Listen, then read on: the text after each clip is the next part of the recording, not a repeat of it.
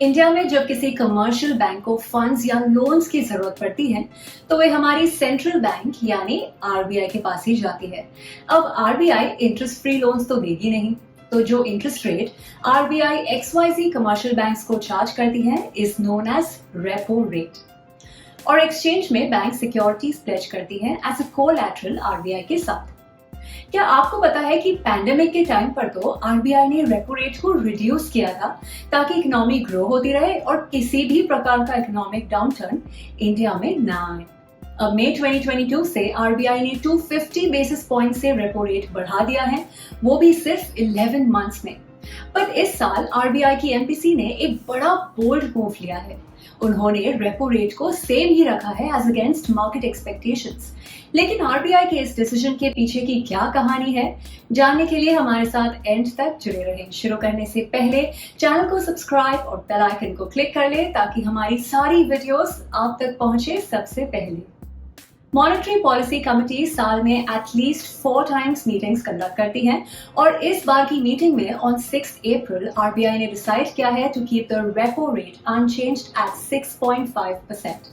हालांकि ये pause temporary है और एमपीसी आगे चलकर रेपो रेट बढ़ा भी सकती है, पर एज ऑफ नाउ ये एक बहुत अच्छा रिलीफ है क्योंकि ये एक्सपेक्टेड था ही कि RBI repo rate 25 basis point से बढ़ा सकती है। ये डिसीजन इन्फ्लेशन को फाइट करने में एक एनकरेजिंग स्टेप है फ्रेंड्स।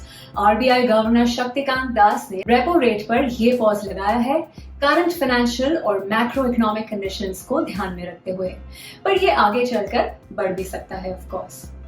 इंडिया में रिटेल इन्फ्लेशन में एक स्लो डाउन देखा गया है जिसके कारण भी इंटरेस्ट रेट अनचेंज रखा गया है और आरबीआई के मुताबिक इस साल में आगे रिटेल इन्फ्लेशन और कम हो सकता है to 5.2% as against 5.3% earlier. Indian economy का जीडीपी ग्रोथ रेट प्रोजेक्टेड है अराउंड 6.5% इन फाइनेंशियल ईयर 24, जो कि बैक्ड होगा by rural and urban development. Economy एक ब्रॉड बेस्ड ग्रोथ देख सकती है विद फाइनेंशियल स्टेबिलिटी, जो रिफ्लेक्ट होता है राइजिंग फॉरेक्स रिजर्व से और करंट अकाउंट डेफिसिट से जो कंट्रोल में है। अब इस अनाउंसमेंट के चलते मार्केट्स में पॉजिटिव सेंटिमेंट्स जरूर रहे due to easing bond yield. In fact जो इंटरेस्ट रेट सेंसिटिव सेक्टर्स है ना, जैसे हो गया रियल एस्टेट, ऑटो, बैंक्स, इनमें नियर टू मीडियम टर्म में अच्छी रैली होते दिख सकती है फ्रेंड्स। ओवरऑल ये एक वेलकम रिलीफ है, ऑल्दो ये अकम्पनीड रहा एक कॉशनरी कमेंट्री के साथ from the RBI governor on keeping a close watch on inflation and global developments. हाल फिलहाल यूएस बैंकिंग सिस्टम का कोलैप्स, रिसेशन का डर और राइजिंग इन्फ्लेशन एक कॉज ऑफ कंसर्न साबित होते हैं। गवर्नर का statement that he will wait and observe एक न्यूट्रल स्टांस की तरफ हिंट करता है for the time being.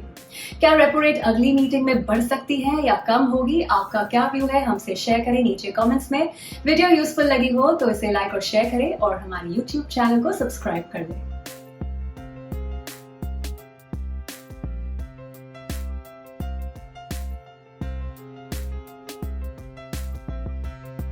Investments in securities market are subject to market risks. Read all the related documents carefully before investing.